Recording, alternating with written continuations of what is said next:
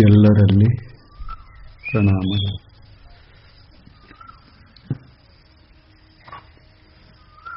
ಗುಣರಹಿತಂ ಕಾಮನಾರಹಿತಂ ಪ್ರತಿಕ್ಷಣ ವರ್ಧಮಾನಂ. ಇದು 54ನೆಯ ಸೂತ್ರ.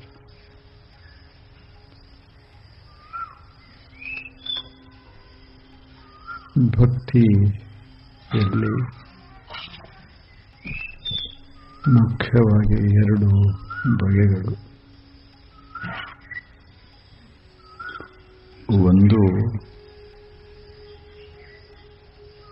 ಪರಾಭಕ್ತಿ ಅಂತ, ಇನ್ನೊಂದು ಅಪರಾಭಕ್ತಿ.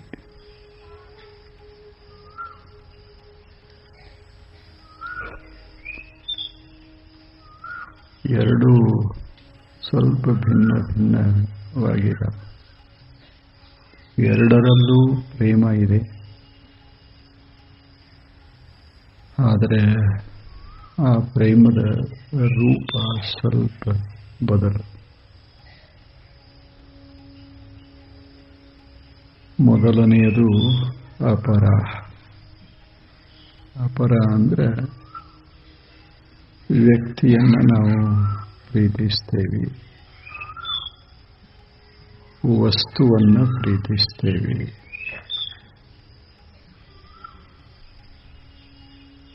ಇವಕ್ಕೆ ಸಾಮಾನ್ಯ ಪ್ರೇಮಗಳು ಅಂತ ಕರೆಯುವುದು. ಆನಂತರ ಉದಾತ್ತವಾದ ಪ್ರೇಮಗಳು ಅದ.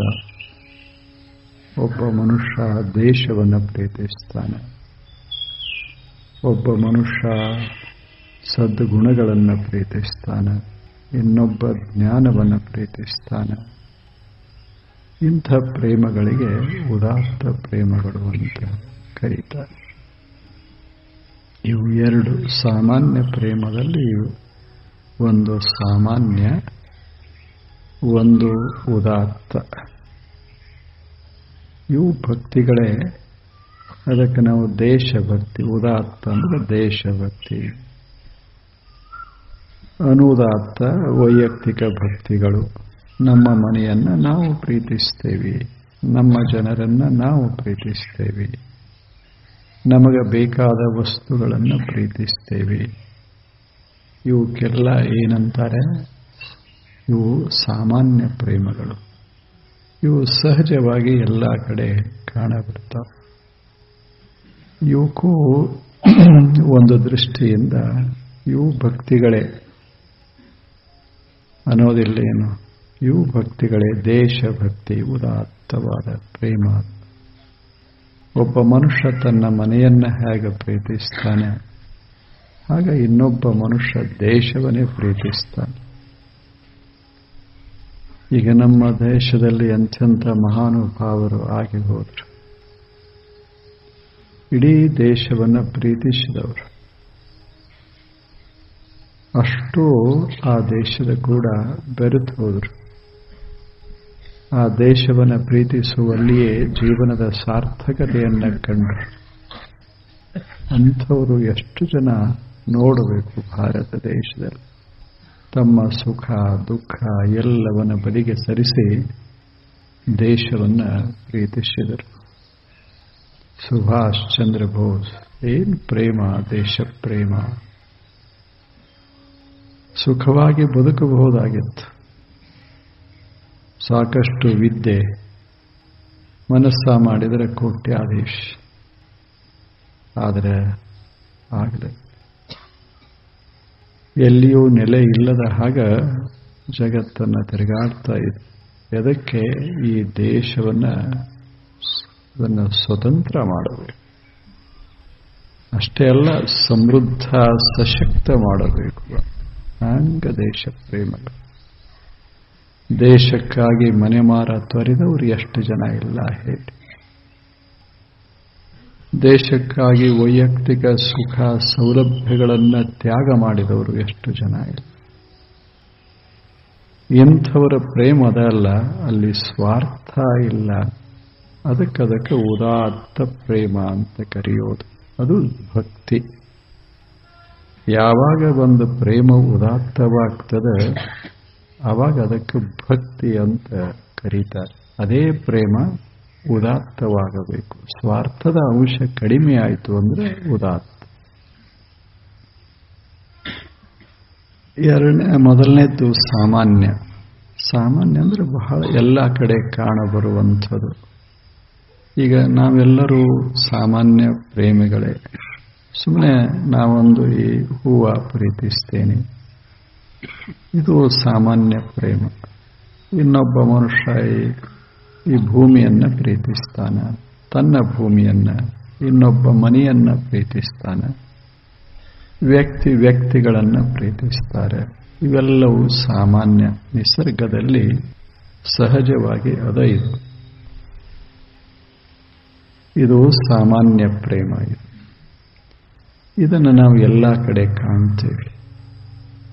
ಈ ಪ್ರೇಮದಲ್ಲಿ ಇಲ್ಲಿ ನೈಸರ್ಗಿಕತೆ ಅದ. ನಿಸರ್ಗದಲ್ಲಿ ಇದು ಅವಶ್ಯ. ಒಬ್ಬ ಮನುಷ್ಯ ಒಂದಿಷ್ಟು ಹಣವನ್ನು ಪ್ರೀತಿಸ್ತಾನೆ. ಅವಶ್ಯ, ಜೀವನಕ್ಕೆ ಹಣ ಬಹಳ ಅವಶ್ಯ ಇರುವುದರಿಂದ ಆ ಹಣವನ್ನು ಆತ ಪ್ರೀತಿಸ್ತಾನೆ. ಆದರೆ ಅತಿಯಾಯಿತು ಅಂದರೆ ಬಾಧಕ ಆಗ್ತದೆ. ಅದು ಮಿತವಾಗಿತ್ತು ಅಂದರೆ ಸಾಧಕಿರ್ತದೆ. ಪ್ರೇಮ ಕೆಟ್ಟಲ್ಲ, ಆದರೆ ಅತಿ ಆಯಿತು, ಸಾಮಾನ್ಯ ಪ್ರೇಮ ಅತಿ ಆಯಿತು ಅಂದರೆ ಬಾಧ ಆಗಿಕೊಡ್ತದೆ. ಅದೇ ಸಾಮಾನ್ಯ ಪ್ರೇಮ ಮಿತವಾಗಿ ಇದ್ರೆ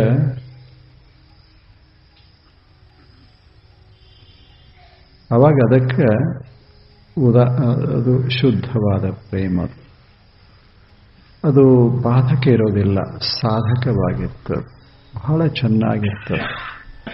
ಅದಕ್ಕೆ ನಾವು ಸಾಮಾನ್ಯ ಪ್ರೇಮ ಇದ್ರೂ ಅವುಗಳನ್ನು ಮಿತವಾಗಿ ನಾವು ಬಳಸಬೇಕು. ಅತಿ ಆಯಿತು ಅಂದರೆ ಮೋಹ ಆಗ್ತದೆ, ಬಾಧೆ ಆಗ್ತದೆ.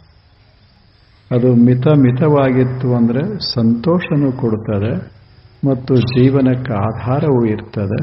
ಜೀವನದಲ್ಲಿ ಒಂದು ಬಗೆಯ ಸಮೃದ್ಧಿಯನ್ನು ತಂದು ಕೊಡ್ತದೆ. ಇದು ಪ್ರೇಮ. ಹೀಗೆ ಪ್ರೇಮದಲ್ಲಿ ಎಷ್ಟು ಪ್ರಕಾರಗಳು? ಸಾಮಾನ್ಯ ಪ್ರೇಮ ಒಂದು, ಉದಾತ್ತ ಪ್ರೇಮ ಒಂದು, ಇವು ಎರಡು. ಈ ಉದಾತ್ತತ ಬಂತು ಅಂದರೆ ಇದಕ್ಕೇನಂತೇವಿ? ಭಕ್ತಿ ಅಂತ ಕರೀತೇವೆ. ಸ್ವಾರ್ಥ ಬಹಳ ಕಡಿಮೆ.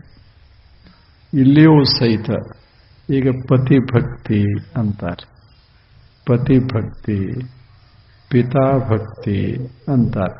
ಒಂದು ಹುಡುಗ ತಮ್ಮ ತಂದೆಯನ್ನು ಪ್ರೀತಿಸಿದರೆ ಪಿತೃಭಕ್ತಿ. ರಾಮ ತಂದೆಯನ್ನು ಗೌರವಿಸಿದ, ಇದು ಪಿತೃಭಕ್ತಿ.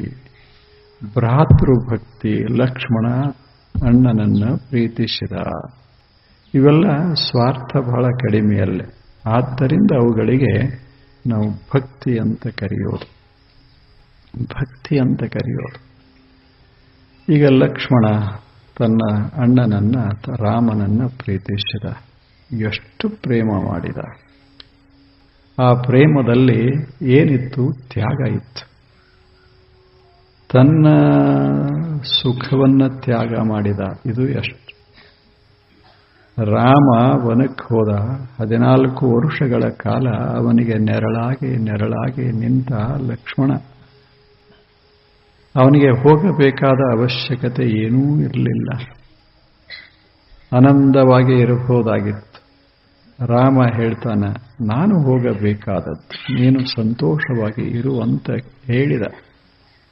ಅರಮನೆಯನ್ನು ಬಿಟ್ಟು, ಅರಮನೆಯ ವೈಭವ ಬಿಟ್ಟು, ಇದನ್ನೆಲ್ಲ ಬಿಟ್ಟು ಸುಖವನ್ನೇ ತ್ಯಾಗ ಮಾಡಿ ಅರಣ್ಯಕ್ಕೇನು ಹೋದಲ್ಲ.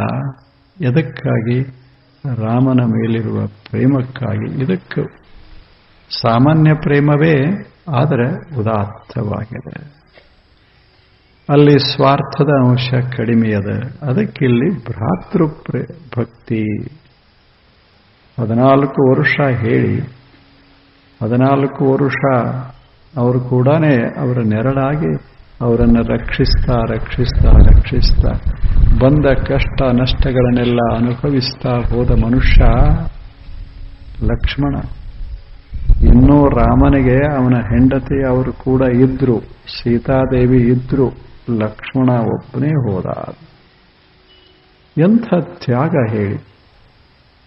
ನಾವು ಇಂದ ನೋಡಬೇಕು ಈಗಿನ ತ್ಯಾಗ, ಎಷ್ಟು ಹೋರಾಟ ಬಡದಾಟ. ಒಂದು ಈಟು ಭೂಮಿಗಾಗಿ, ಒಂದು ಸಣ್ಣ ಮನೆಗಾಗಿ ಜೀವನದ ತುಂಬ ಹೋರಾಟ. ಇಬ್ಬರ ಮಧ್ಯದಲ್ಲಿಯೇ, ಅಣ್ಣ ತಮ್ಮಂದಿರ ಮಧ್ಯದಲ್ಲಿಯೇ. ಎಷ್ಟು ವಿಚಿತ್ರ. ಇವು ಪ್ರೇಮಗಳೇ, ಆದರೆ ಕಲುಷಿತ ಪ್ರೇಮಗಳು, ಸ್ವಾರ್ಥಯುಕ್ತವಾದ ಪ್ರೇಮಗಳು. ಇಂಥ ಸ್ವಾರ್ಥಯುಕ್ತವಾದ ಪ್ರೇಮಗಳೇ ಬದುಕಿನ ವೈಭವವನ್ನು ಕೆಡಿಸ್ತಾವ. ಬದುಕು ಅರಳಬೇಕಲ್ಲ, ಬದುಕಿನ ಸೌಂದರ್ಯ ಹೆಚ್ಚಬೇಕಲ್ಲ. ಆ ಸೌಂದರ್ಯವನ್ನು ಕೆಡಿಸಿ ಬದುಕನ್ನು ಕುರೂಪಗೊಳಿಸೋದು ಏನಾದರೂ ಇದ್ರೆ ಈ ಪ್ರೇಮಗಳು. ಎಲ್ಲಿ ಪ್ರೇಮದಲ್ಲಿ ಪೂರ್ಣ ಸ್ವಾರ್ಥ ತುಂಬಿಕೊಳ್ತದೆ, ಅದು ಬಾಧಕ ಆಗ್ತದೆ. ನಮ್ಮಲ್ಲಿ ಸಮಸ್ಯೆ ಇರೋದು ಪ್ರೇಮದ್ದಲ್ಲ, ಪ್ರೇಮ ಬಾಧಕವಾಗುವಂಥ ರೂಪ ತಾಳ್ತದಲ್ಲ, ಅವಾಗ ಅದು ಸಮಸ್ಯೆಯಾಗ್ತದೆ. ಇಂಥ ಪ್ರೇಮ ಇದು ಸಾಮಾನ್ಯ ಪ್ರೇಮ, ಬಾಧಕ ಮತ್ತು ಸಾಧಕ, ಮಿತ ಮತ್ತು ಅಮಿತ. ಅಷ್ಟೇ ಅಲ್ಲ, ಸಾಮಾನ್ಯ ಪ್ರೇಮದಲ್ಲಿ ಏನದು ಬಾಧೆ ಆಗ್ತದೆ, ಇನ್ನೊಂದು ಸಾಧಕ ಆಗ್ತದೆ. ಮಿತವಾಗಿರ್ತದೆ ಮತ್ತು ಅತಿಯಾಗ್ತದೆ. ಇಂಥ ಪ್ರೇಮ ಇದು ಒಂದು ಉದಾತ್ತ ಪ್ರೇಮ. ಇವು ಎರಡೂ ಲೌಕಿಕ ಪ್ರೇಮಗಳೇ. ಇವು ಎರಡನ್ನ ಬಿಟ್ಟು ಏನು ಒಂದು ಪ್ರೇಮ, ವಿಶ್ವವನ್ನು ಕುರಿತಾದ ಪ್ರೇಮ ಇರ್ತದೆ, ಎಲ್ಲಿ ಅಹಂ ಕಡಿಮೆಯಾಗಿ ಬಿಡ್ತದೆ, ಅಂಥ ಪ್ರೇಮಕ್ಕೆ ಪರಾಪ್ರೇಮ, ಪರಾಭಕ್ತಿ. ಇದು ಅಪರಾಭಕ್ತಿ. ತನ್ನಿಂದ ಭಿನ್ನವಾದ ವ್ಯಕ್ತಿಗಳನ್ನ, ವಸ್ತುಗಳನ್ನ ಪ್ರೀತಿಸ್ತೇವಲ್ಲ, ಅಂಥದಕ್ಕೆ ಅಪರ. ಅದು ಭಿನ್ನ ಪ್ರೇಮ, ಭಿನ್ನ ಭಕ್ತಿ. ಆ ಬಳಿಕ ಪರಾಪ್ರೇಮ, ಅದು ಬೇರೆ. ಲೌಕಿಕಲ್ಲ, ಅಲೌಕಿಕಲ್ಲ. ಅಲ್ಲಿ ಏನದ? ಶುದ್ಧ ಅಪರಿಮಿತ ವಸ್ತು ಪ್ರೇಮ. ದೇವನನ್ನ ಪ್ರೀತಿಸ್ತಾರೆ, ದೇವನನ್ನ ಪ್ರೀತಿಸ್ತಾರೆ, ಅದರಲ್ಲಿ ಬೆರೆತು ಹೋಗಿ ಬಿಡ್ತಾರೆ.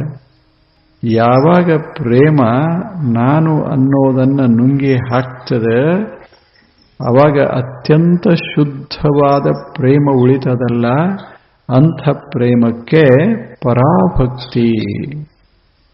ಅದು ಅದ್ಭುತವಾದ ಭಕ್ತಿ.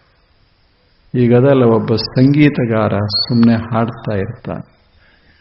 ತಾನಸೇನ ಹಾಡ್ತಿದ್ದ, ಹರಿದಾಸನೂ ಹಾಡ್ತಾ ಇದ್ದ. ಇಬ್ಬರಲ್ಲಿ ಎಷ್ಟು ವ್ಯತ್ಯಾಸ ಇತ್ತು. ತಾನಸೇನ ಈತನ ಗುರು ಹರಿದಾಸ್. ತಾನಸೇನ ಹಾಡೋದು ಅಕಬರನನ್ನ ಸಂತೋಷಪಡಿಸೋದಕ್ಕೆ, ರಾಜನ ಸಂತೋಷಪಡಿಸೋದಕ್ಕೆ. ಹರಿದಾಸ ಹಾಡೋದು ಹಾಡುಗಳದಾವ ಅಂತ ಹಾಡ್ತಿದ್ದ ಅಷ್ಟೇ. ಹರಿದಾಸ ಹಿಂಗ ಹಾಡ್ತಾ ಹಾಡ್ತಾ ಇದ್ರೆ ಹರಿದಾಸ ಇರ್ತಿರ್ಲಿಲ್ಲ, ಹರಿ ಇರ್ತಿದ್ದ. ಅಷ್ಟು ಆ ಭಾವ ಹೋಗಿ ಬಿಡ್ತಿತ್ತು. ಅಷ್ಟು ತನ್ಮಯತ. ಹಾಡು ಏನು ಮಾಡ್ತು ಅಂದ್ರೆ ಹರಿದಾಸನನ್ನ ಅದನ್ನ ಹರಿಯಲ್ಲಿ ಬೆರೆಸಿಬಿಡ್ತು. ಯಾವಾಗ ಬೆರೆತು ಹೋದರೋ ಅವಾಗ ಹರಿನೂ ಇಲ್ಲ, ಹರಿದಾಸನೂ ಇಲ್ಲ.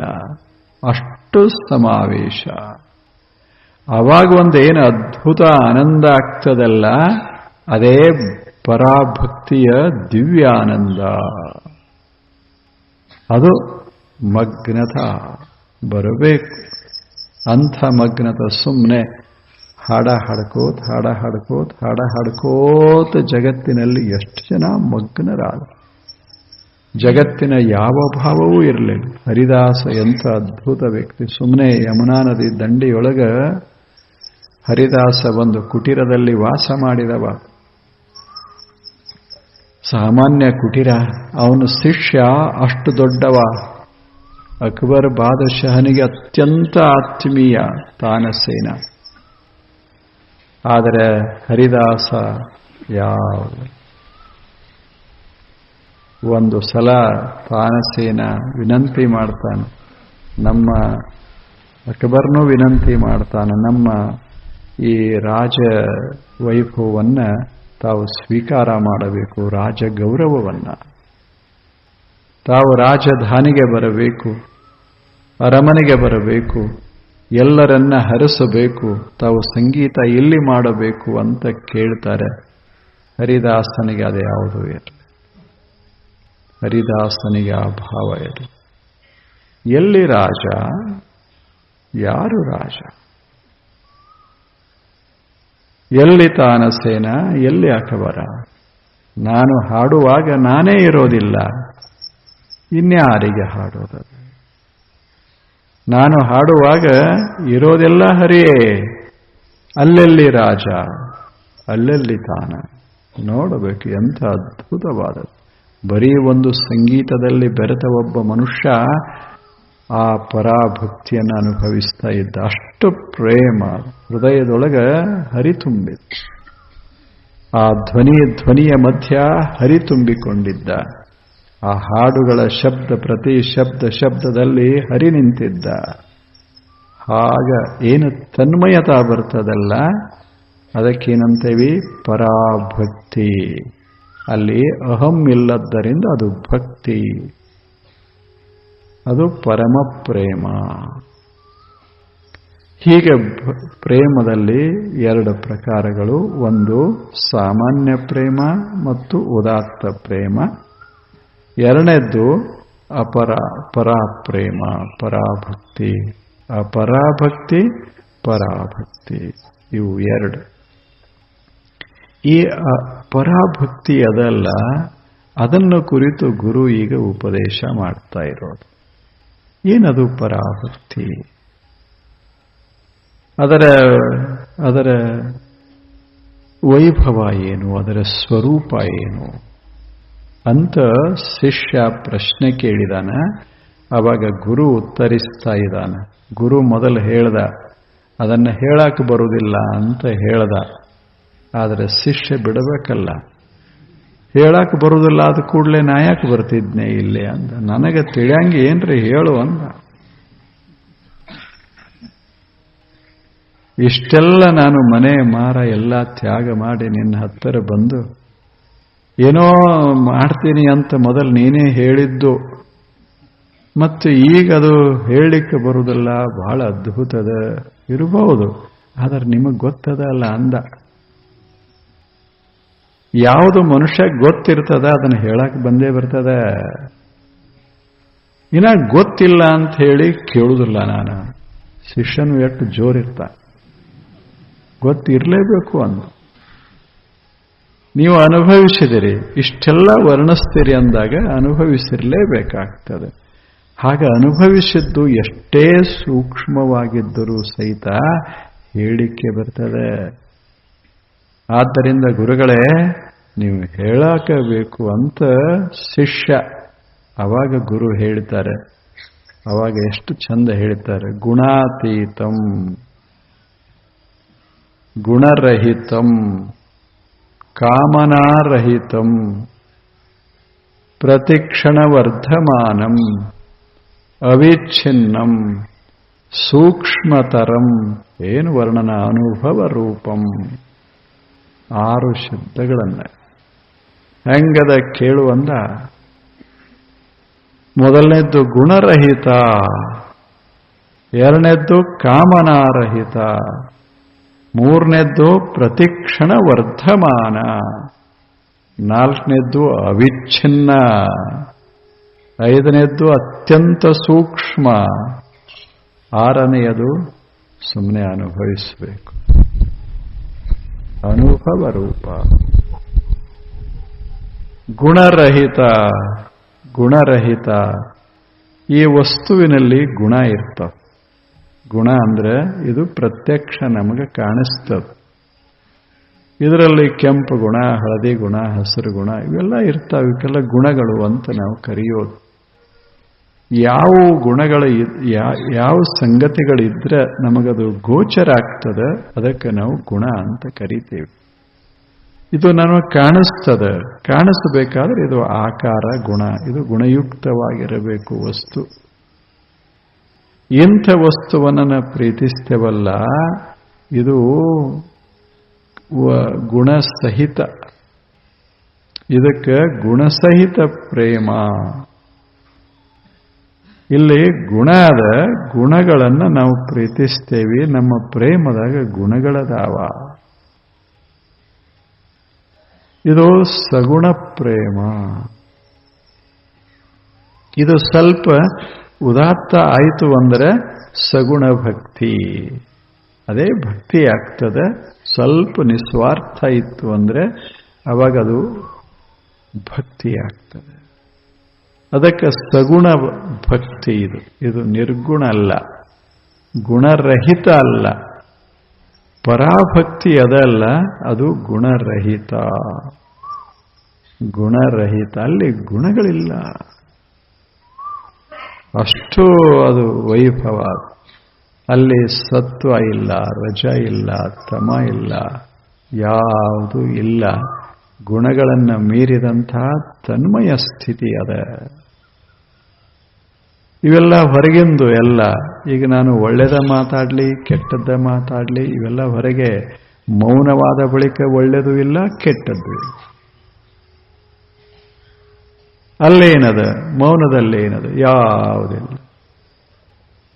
ಹಾಗ ಇದು ಗುಣರಹಿತ. ಅವನಿಗೆ ಶಿಷ್ಯಗೆ ಹೇಳ್ತಾರೆ, ಇದೇನ ಪ್ರೇಮ ಅದಲ್ಲ, ವಸ್ತು ಪ್ರೇಮ. ಈ ವಸ್ತು ಪ್ರೇಮ ಇದು ಸಗುಣ. ಇದನ್ನ ವಸ್ತು ಬಿಟ್ಟ ಬಳಕ, ಗುಣಗಳನ್ನೆಲ್ಲ ತೆಗೆದ ಬಳಕ ಯಾವಾಗ ಒಂದು ಸತ್ಯ ಉಳಿತದ, ಸುಮ್ಮನೆ ಭಾವಿಸು, ಅದು ಇರ್ತದ, ಅದನ್ನ ಪ್ರೀತಿಸು, ಅದು ಗುಣರಹಿತ, ಅದು ಪರ. ಅಲ್ಲಿ ಕೆಂಪಿಲ್ಲ, ಕಪ್ಪಿಲ್ಲ, ಏನಿಲ್ಲ. ದೇವರು ಹೆಂಗದಾನೆ? ಆತ್ಮ ಹೆಂಗದ? ಈಗ ನಮ್ಮಲ್ಲೇ ಆತ್ಮ ಅದ. ಹೆಂಗದ? ನಾವು ಹೆಂಗ ಹೊರಗೆ ಕಾಣ್ತೇವೆ ಹಂಗದ ಏನ ಆತ್ಮ? ಆತ್ಮಕ್ಕೆ ಏನಾದರೂ ಒಂದು ನಿಶ್ಚಿತ ರೂಪದ ಏನು? ಆತ್ಮಕ್ಕೆ ತೂಕ, ಬಣ್ಣ ಏನಾದರೂ ಇದೆಯೇ? ಏನೂ ಇಲ್ಲ.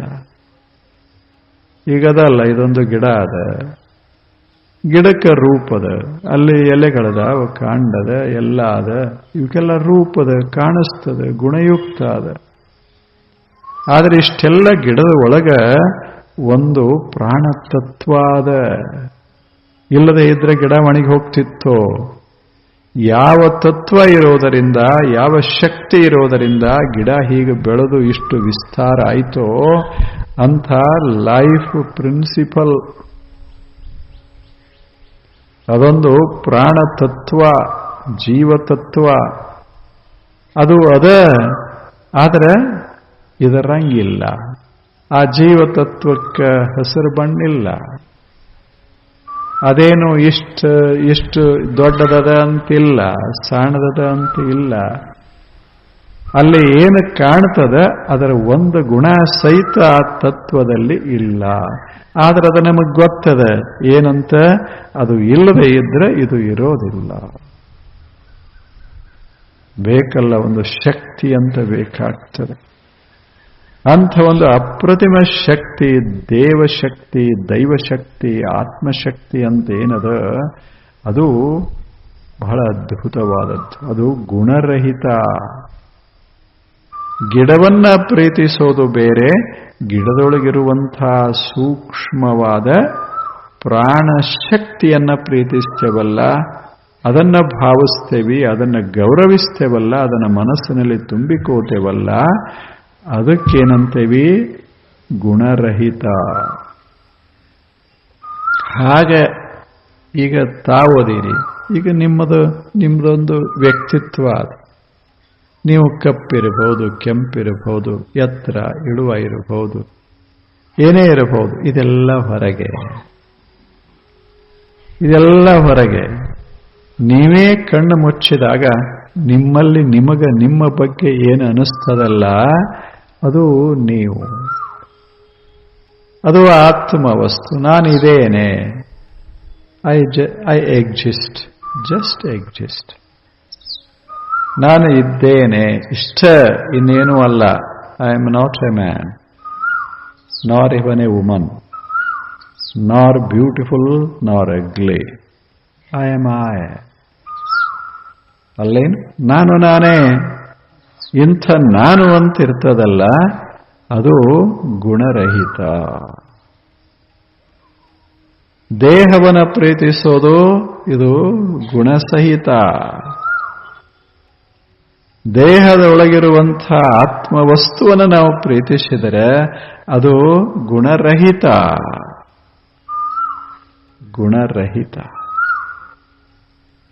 ಹೀಗೆ ವಸ್ತುಗಳಲ್ಲಿ ಎರಡು, ಸಗುಣ ವಸ್ತುಗಳು ಮತ್ತು ನಿರ್ಗುಣ ವಸ್ತುಗಳು. ಈ ನಿರ್ಗುಣ ವಸ್ತುವನ್ನು ಪ್ರೀತಿಸಿದರೆ ಗುಣರಹಿತ ಪ್ರೇಮ. ಅದು ಅದ್ಭುತ ಶಿಕ್ಷಣೆ. ನೀನು ಗುಣಸಹಿತ ಇದನ್ನು ಸ್ವಲ್ಪ ಹೀಗೆ ಸರಿಸಿದರೆ ಅಲ್ಲಿ ಇರೋದೇ ಗುಣರಹಿತ. ಇದು ಮೊದಲನೇ ಲಕ್ಷಣ, ಗುಣರಹಿತ ಅಂತಾರೆ ಇದಕ್ಕೆ. ಇಂಥ ಗುಣರಹಿತವಾದಂಥ ಒಂದಿಷ್ಟು ಭಕ್ತಿ ಇದು, ಪ್ರೇಮ ಇದು, ಅನುರಾಗ ಹೇಳಿಲ್ಲ. ಪರಮ ಪ್ರೇಮ ರೂಪ ಸಾಧು ಭಕ್ತಿ ಅಂತ ಮೊದಲು ಹೇಳಿದ. ಇದು ಪರಮ ಪ್ರೇಮ. ಇದು ಬಹಳ ಸೂಕ್ಷ್ಮವಾಗಿದೆ. ಇದು ಮೊದಲನೇ ಮಾತು, ಗುಣರಹಿತ. ಆ ಬಳಿಕ ಎರಡನೇದ್ದು ಹೇಳಿದ ಕಾಮನಾರಹಿತ. ಕಾಮನ ಅಂದ್ರೆ ಅದು ಬೇಕು. ಈಗ ನಾವು ಯಾವುದೇ ವಸ್ತುವನ್ನ ಪ್ರೀತಿಸಿದರೆ ಅಥವಾ ಭಕ್ತಿಯನ್ನ ಮಾಡಿದರೆ ನಮ್ಮ ಮನಸ್ಸಿನಲ್ಲಿ ಒಂದಿಷ್ಟು ಆಸೆ ಇರೋದಿಲ್ಲ.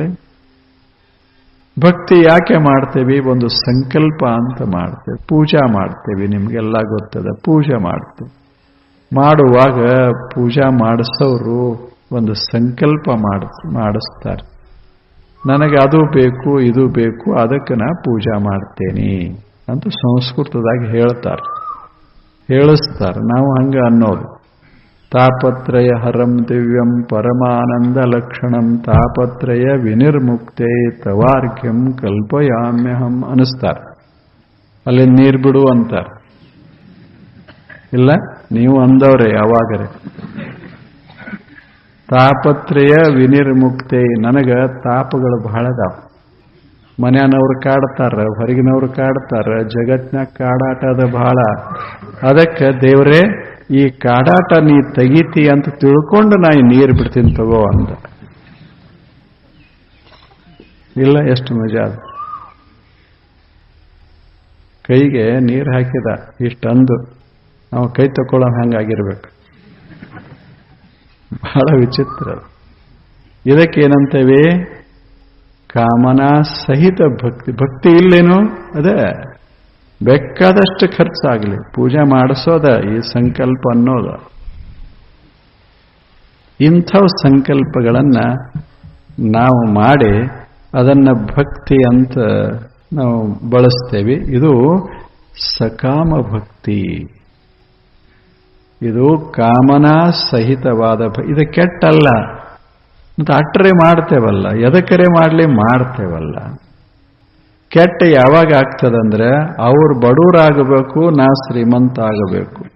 ಹಂಗ ನೀನು ಮಾಡು, ಅದಕ್ಕೆ ನಿನಗ ಪೂಜಾ ಮಾಡ್ತೇನೆ ಅಂತ ಹಿಂಗಂದ್ರೆ ಸರಿ, ಅದು ತಪ್ಪು. ಈಗ ಹಂಗ ಅನ್ನೋದಿಲ್ಲಮ್ಮ, ನನಗೆ ಕೊಡು ಅಂತ. ದುಃಖದ ಇನ್ಯಾರಿಗೆ ಹೇಳು. ಬಡತನ ಅದ, ಬಹಳ ಕೆಟ್ಟ ಬಡತನ ಅದ, ಕೆಟ್ಟ ದಟ್ಟ ದರಿದ್ರ ಆಗಿದ್ದೇನೆ. ಹೇಳು ಭಗವಂತನೇ, ಸ್ವಲ್ಪ ಏನರೇ ಮಾಡು, ಒಂದಿಷ್ಟು ಧನ ಸಿಗಬೇಕು ನೋಡು, ನಾನು ಶ್ರೀಮಂತ ಆಗಬೇಕು, ನಾನೊಂದಿಷ್ಟು ಆರೋಗ್ಯವಂತ ಆಗಬೇಕು. ಏನಕ್ಕೆ ಆಡಾಟ ಶುರುವಾಗ್ಯದ? ಒಮ್ಮೆ ಕಾಲು ಹಿಡಿತದ, ಒಮ್ಮೆ ಮೈ ಹಿಡಿತದ, ಒಮ್ಮೆ ತಲೆ ಹಿಡಿತದ. ಬರೀ ಅದರ ಕಡೆನೆ ಲಕ್ಷ್ಯ ಕೊಟ್ಟರು ಮತ್ತೆ ಎಲ್ಲವೂ ಹಿಡಿತಾವ. ಎಲ್ಲದ ಹಿಂಗಾಗಿ ಇದನ್ನು ಕಳ್ಕೊಳ್ಬೇಕಂತ ಪರಮಾತ್ಮನಿಗೆ, ಡಾಕ್ಟರ್ಗೆ ಅಲ್ಲ, ಇಲ್ಲೇ ಹೋಗಿ ದೇವನಿಗೆ ಹೇಳೋದು, ನೋಡಪ್ಪ ಹಿಂಗದೆ, ಬಹಳ ಕಷ್ಟದ, ದುಃಖದ, ಇದನ್ನೇನ್ರೆ ಕಡಿಮೆ ಮಾಡು, ನಿನಗೊಂದಿಷ್ಟು ನೀರು ಹಾಕ್ತೀನಿ, ನಾನು ಅಭಿಷೇಕ ನೀರು ಹಾಕ್ತೀನಿ. ಮಾಡೋದಿಲ್ಲ.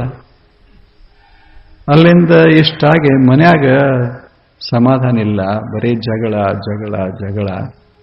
ದೇವರೇ ಏನರೇ ಮಾಡು, ನಿನಗೇನು ಬೇಕು ಬೇಕಾದ್ರೆ ಹೇಳು, 2 ಹೂ ಕೊಡ್ತೇನೆ, ಬೇಕಾದ್ರೆ 3 ಕೊಡ್ತೇನೆ, ಚಿಂತೆ ಮಾಡಬೇಡ, ನೀನು ಮನೆಯೆಲ್ಲ ಆರಾಮ್ ಮಾಡಬೇಕು ನೋಡು. ಇದು ಸಕಾಮ ಭಕ್ತಿ ಅಂತಾರೆ ಇದಕ್ಕೆ. ಇನ್ನು ದೊಡ್ಡ ದೊಡ್ಡವ್ರು ಏನಂತಾರೆ ನೋಡಿ, ಭಗವಂತನೇ ಈಗ ನಾನು ಏನಾಗಬೇಕು? ಬಹಳ ಈ ದೇಶದ ರಾಜ ಆಗಬೇಕು, ಹಂಗ ಏನರೇ ಮಾಡು, ನಿನಗೇನು ಕೊಡ್ತೀನಿ? ಒಂದು ಕಿರೀಟ ಕೊಡ್ತೀನಿ. ಒಂದು ಕಿರೀಟದ ಸಲುವಾಗಿ ಇವನ್ ರಾಜ ಮಾಡುವಂಗಿತ್ತಂದ್ರೆ ಮತ್ತು ಅವನೇ ಕಿರೀಟ ಹಾಕೋತಿದ್ದಲ್ಲ. ಇವೆಲ್ಲ ಸುಮ್ಮನೆ ತಪ್ಪಲ್ಲ. ಇವು ಭಕ್ತಿ ಅದ, ಅದು ಬಹಳ ಮಹತ್ವದ ಪ್ರೇಮದ ಭಕ್ತಿ ಅದ. ಭಗವಂತನಿಗೆ ಬೇಡಲಾರ್ರೆ ಇನ್ಯಾರಿಗೆ ಬೇಡೋದು? ಮತ್ತಿಷ್ಟು ಬೇಡಿ ಮತ್ತೇನು ಹಪಾಪಿ ಮಾಡ್ತಾನೇನು? ಇಲ್ಲ, ಏನೋ ನಮ್ಮ ಭಕ್ತಿಯೊಳಗೆ ಕೊರತೆ ಆಗ್ಯದ, ಕೊಟ್ಟಿಲ್ಲ ಅಂತ ಸಮಾಧಾನ ಮಾಡ್ಕೋತಾನ. ಅದು ವೈಶಿಷ್ಟ್ಯ. ಬೇಕು ಎಲ್ಲರೇ ಹೇಳೋದಕ್ಕಿಂತ, ಮಂದಿ ಮುಂದೆ ಬೇಡೋದಕ್ಕಿಂತ ದೇವರಿಗೆ ಬೇಡೋದೇನು ತಪ್ಪದ? ತಾಪ ಎಲ್ಲಿ ಮತ್ತು ವ್ಯಕ್ತ ಮಾಡೋದು? ನಮಗೆ ಬಹಳ ಕಷ್ಟ ಆಗ್ಯದ ಅಂತ ಮಂದಿ ಮುಂದೆ ಹೇಳಿದ್ರೆ ಇನ್ನಷ್ಟು ತಾಪ ಮಾಡ್ತಾರೆ. ಅದಕ್ಕೆ ಭಕ್ತ ಏನು ಮಾಡ್ತಾನ? ಯಾರ ಮುಂದೆ ಏನು ಹೇಳೋದಿಲ್ಲ, ತಾನು ಒಬ್ಬನೇ ಕೂತಾಗ ಒಂದಿಷ್ಟು ಹೇಳ್ತಾನೆ, ದೇವರೇ ಬಹಳ ಕಷ್ಟದ, ಏನರೇ ಮಾಡಿ, ಮತ್ತು ಯಾರ ಮುಂದೆ ಹೇಳು ಅಂತ ಏನು ಭಾವನಾ ವ್ಯಕ್ತ ಮಾಡ್ತಾನಲ್ಲ, ಭಕ್ತಿಯಿಂದ ವ್ಯಕ್ತ ಮಾಡ್ತಾನಲ್ಲ, ಇದಕ್ಕೇನಂತೇವಿ? ಸಕಾಮ ಭಕ್ತಿ, ಕಾಮನಾ ಸಹಿತಂ. ಇದು ಕಾಮನಾ ಯುಕ್ತವಾದದ್ದು. ಯಾರು ಮಾಡಿಲ್ಲ ಅಂತ? ಬಹಳ ದೊಡ್ಡವರೆಲ್ಲ ಕಾಮನಾ ಭಕ್ತಿನೇ ಮಾಡಿದ್ದು. ಈಗ ಧ್ರುವ ಭಾರೀ ತಪಸ್ಸ ಮಾಡಿದ. ಇಲ್ಲೇನು ಧ್ರುವನ ಕಥೆ ಗೊತ್ತದ ನಿಮ್ಗೆ? ಭಾರೀ ತಪಸ್ಸ ಮಾಡಿದ. ಏನು ಅದ್ಭುತ ತಪಸ್ಸು! ಸಣ್ಣ ಹುಡುಗ ಅಷ್ಟು ತಪಸ್ಸು. ಪರಮಾತ್ಮ ಬಂದ ಅಂತ ಏನ್ ಬೇಕು ಅಂದ. ಅವ ಬಂದ ಕೂಡಲೇ ಇದ ಕೇಳ್ತಾನ, ಏನ್ ಬೇಕು ಅಂತ. ಅವನಿಗೂ ಗೊತ್ತ, ಬೇಡ್ತಾರತ್ತ ಭಕ್ತಿ ಮಾಡ್ತಾರ. ಕೇಳ್ದ ಏನು ಬೇಕು ಅಂತ. ಅವಾಗ ಧ್ರುವ ಹೇಳ್ದ, ಎಂದೂ ಅದು ಕೈ ಬಿಡಲಾರದಂಥ ಶಾಶ್ವತವಾದ ರಾಜಪದವಿಯನ್ನು ಕೊಡು. ಇದೇನು ಸಾಮಾನ್ಯ? ಇನ್ನು ಯಾರ್ಯಾರು ರಾಜರಾಗಬಾರದು, ನಾವೊಬ್ಬನೇ. ಧ್ರುವ ಇನ್ನು ಸಣ್ಣ ಹುಡುಗನೇ ಹಿಂಗೆ ಬಯಸ್ತಾನಂದ್ರೆ ದೊಡ್ಡವ್ರದ್ದು ಹೆಂಗಾಗಿರಬೇಡ. ಇದು ಇರೋದೇ. ಅವಾಗ ದೇವರು ಹೇಳ್ದ, ಚಲೋ ಕೇಳಿದ್ವಿ, ಬಹಳ ಒಳ್ಳೆಯವ, ನಿನ್ನಂಥವ ಇರಬೇಕು, ಬಹಳ ವರ್ಷ ಇರಬೇಕು, ಅದಕ್ಕೆ ನೀನು ಶಾಶ್ವತವಾಗಿ ಇರುವಂತ ಧ್ರುವನಿಗೆ ಆಶೀರ್ವಾದ ಮಾಡಿದ ಅಂತ ಹೇಳ್ತಾರೆ. ಇವೆಲ್ಲ ನಿರ್ಮಲವಾದಂಥ ಸಕಾಮ ಭಕ್ತಿಗಳು. ಕೆಟ್ಟ ಏನಿಲ್ಲ ಇದ್ರಾಗ, ಆದರೆ ಇಲ್ಲಿ ಕಾಮನ ಆದ ಅಷ್ಟೇ. ಪರಾಭಕ್ತಿಯೊಳಗೆ ಕಾಮನ ಇಲ್ಲ. ಕಾಮನ ಇಲ್ಲ. ಈಗ ಮರುಳ ಶಂಕರ ದೇವ ಅಂತ ಇದ್ದ 12ನೇ ಶತಮಾನದೊಳಗೆ. ಆತನ ಭಕ್ತಿ ಅದ್ಭುತವಾದ ಭಕ್ತಿ. ಆತ ಏನು ಬಸವಣ್ಣನವರ ದಾಸೋಹ ಇತ್ತೋ ಅಲ್ಲೇನು ಸಾವಿರ ಜನ ಊಟ ಮಾಡೋದು ಹೋಗೋದು. ಅಷ್ಟು ಮಾಡಬೇಕಾದ್ರೆ ಅಡಿಗೆ ಮಾಡೋರು ಬೇಕಲ್ಲ, ಭಾಂಡೆ ತೊಳೆಯವರು ಬೇಕು, ತಿಕ್ಕವರು ಬೇಕು, ಸ್ವಚ್ಛ ಮಾಡೋರು ಬೇಕು. ಆ ಸ್ವಚ್ಛ ಮಾಡೋ ಕೆಲಸದಾಗ ಇವ ಇದ್ದ. ಯಾರು? ಮರುಳಶಂಕರ. ಯಾವಾಗಲೂ ಒಂದು ಸಣ್ಣ ಬಟ್ಟೆ ಉಟ್ಕೊಂಡು ಒಂದು ಮೈಯೆಲ್ಲ ಬರಿದು ಇಂಥ ವೇಷದೊಳಗೆ ಕೆಲಸ ಮಾಡ್ತಿದ್ದ. ಏನಿಲ್ಲ, ಇಲ್ಲಿದು ತಟ್ಟೆ ತೆಗೆಯೋದು, ಅಲ್ಲಿ ಒಗೆಯೋದು, ಹೀಗೆ ಮಾಡುವಂಥ ಮನುಷ್ಯ. ಇಷ್ಟು ವರ್ಷ ಅಲ್ಲಿ ಬರೆದಾರ, 12 ವರ್ಷ ಹಿಂಗ ಇದ್ದ. ಆದರೆ ಹಿಂಗೆ ಕೆಲಸ ಮಾಡ್ತಿದ್ದರೂ ಸಹಿತ ಯಾರಿಗೂ ಗೊತ್ತಿರಲಿಲ್ಲ. ಇದು ಆಶ್ಚರ್ಯ. ಎಲ್ಲವನ್ನ ಗೊತ್ತ ಮಾಡಿಕೊಳ್ಳುವ ಬಸವಣ್ಣನವರಿಗೆ ಇವ ಅದಾನಂತ ಗೊತ್ತಿರಲಿಲ್ಲ. ಅವ್ರ ಎದುರಿಗೆ ಇದ್ದ. ಹೆಂಗಿರಬೇಕದ. ಮತ್ತು ಎಂಥ ಅದ್ಭುತ ಭಕ್ತಿ ಸಾಮ್ರಾಜ್ಯವನ್ನು ಬೆಳೆಸಿಕೊಂಡಿದ್ದ ಮನುಷ್ಯನಾಗಂದ್ರೆ, ಒಂದು ದಿವಸ ಅಲ್ಲಮ ಪ್ರಭು ಬಂದ. ಬಸವಣ್ಣವ್ರನ್ನ ಕಂಡ ಅಲ್ಲಮ ಪ್ರಭು. ಆ ಬಳಿಕ ಇಬ್ಬರೂ ಹಿಂಗೆ ಬರ್ತಾ ಇರುವಾಗ ಈತ ಮರುಳ ಶಂಕರ ದೇವ ಇಲ್ಲಿ ಕೆಲಸ ಮಾಡ್ತಿದ್ದಲ್ಲ, ಇವನ್ನ ನೋಡ್ದ ಅಲ್ಲಮ. ಅಲ್ಲಮ ಅಂತಾರೆ, ನಿಂತರು ಅಲ್ಲಮರು. ಏನ ಅದ್ಭುತ, ಎಂಥ ಅನುಭಾವಿ ಮರುಳ ಶಂಕರ ದೇವ, ನಿನಗೆ ನಮಸ್ಕಾರ ಅಂದ. ಅಲ್ಲಮ ಯಾರಿಗೆ ತಲೆಬಾಗಿಸೋ ಮನುಷ್ಯ ಅಲ್ಲ, ಬಹಳ ಅದ್ಭುತ ಮನುಷ್ಯ. ಯಾವಾಗ ಅಲ್ಲಮ ತಲೆ ಬಾಗಿಸಿದ, ಗಾಬರಿ ಆದರು ಎಲ್ಲರೂ. ಕಂಡಿತು ಎಂಥ ಮೌನವಾದ ಭಕ್ತಿ, ಯಾವ ಕಾಮನೆಗಳು ಇಲ್ಲ. ಊಟಕ್ಕೆ ಸಹಿತ ಬರ್ತಿರಲಿಲ್ಲ. ಬಸವಣ್ಣವರ ದಾಸೋಹಕ್ಕೂ ಊಟಕ್ಕೆ ಬರ್ತಿರಲಿಲ್ಲ. ಏನಲ್ಲಿ ಹಿಂದೆ ಉಳಿತದಲ್ಲ ಭಾಂಡೆದಾಗ ಉಂಡು ಸುಖವಾಗಿದ್ದ. ಆದರೆ ಒಂದು ದಿವಸ ಸಹಿತ ಏನನ್ನೂ ಬಯಸಲಿಲ್ಲ. ಇದಕ್ಕೆ ನಿಷ್ಕಾಮ. ಆತ ಅಲ್ಲಮ ಪ್ರಭುಗಳು ಹೇಳ್ತಾರೆ, ಮರುಳ ಶಂಕರ ದೇವ ಅಂದ್ರೆ ಏನು? ಸಾಕ್ಷಾತ್ ದೇವನ ರೂಪ ಆತ. ಧೂಳಿಯೊಳಗ ಬಿದ್ದ ರತ್ನ. ಏನು ವರ್ಣ ಮಾಡ್ತಾರೆ, ದಾರಿಯೊಳಗ ಧೂಳಿರ್ತದಲ್ಲ, ಆ ಧೂಳೊಳಗ ಒಂದು ರತ್ನ ಬಿದ್ದಿರ್ತದೆ. ಅದನ್ನೆಲ್ಲರೂ ತುಳಿದು ಹೋಗ್ತಿರ್ತಾರೆ. ಆದರೆ ಅದರ ಬೆಲೆ ಎಷ್ಟು? ಹಂಗ ಮರುಳಶಂಕರ ದೇವ ಅಂದ್ರೆ ಯಾರಿಗೇ ಗೊತ್ತಾಗದಂಗ ಧೂಳಾಗ ಬಿದ್ದ ರತ್ನ ಆತ. ಹೆಂಗ ಬದುಕಿರಬೇಕು? ಭಕ್ತಿ, ಅಪ್ರತಿಮ ಭಕ್ತಿ. ಮರುಳಶಂಕರ ದೇವನ ಭಕ್ತಿ ಹೆಂಗಿತ್ತು ಅಂದ್ರೆ ಬಹಳ ವಿಚಿತ್ರವಾದದ್ದು. ಎಲ್ಲಾ ಶರಣರು ಒಂಥರ ಭಕ್ತಿ ಮಾಡ್ತಿದ್ರೆ ಮರುಳಶಂಕರ ಇನ್ನೊಂಥರ.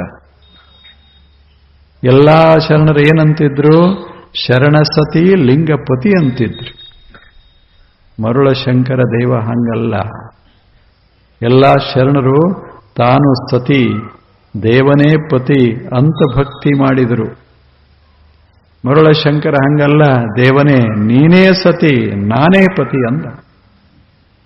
ಹಿಂಗ ಭಕ್ತಿ ಮಾಡಿದವ ಮರುಳಶಂಕರ. ಎಲ್ಲಾ ಶರಣರಿಗೂ ಅವನಿಗೂ ಒಂದು ವ್ಯತ್ಯಾಸ ಇದೆ.